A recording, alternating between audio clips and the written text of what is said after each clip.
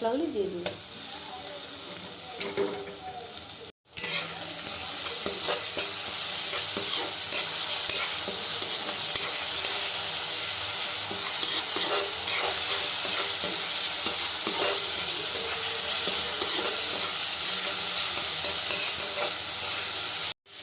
মশলা ভাজা ভাজা হওয়ার পর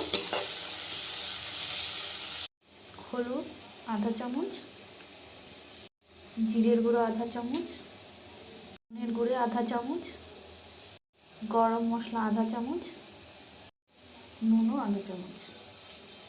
এই গুঁড়ো মশলাগুলোর মধ্যে একটু জল দিয়ে ফেটিয়ে নেব, তাহলে এটা ফুলে সুন্দর করে উঠবে।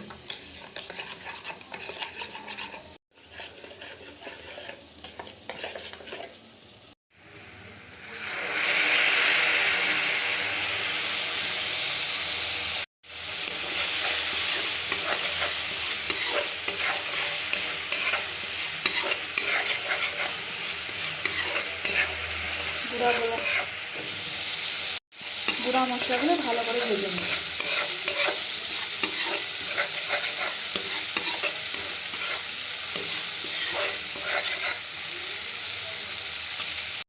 মশলা ফ্রাই হওয়ার পরে টমেটো দিয়ে দিব।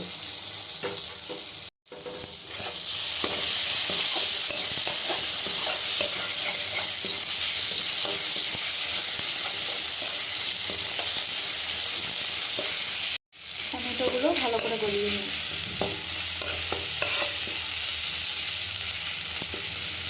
দেখতে পাচ্ছেন টমেটোগুলো গলে গেছে। এখন পরিমাণ মতো একটু জল দিয়ে দিই।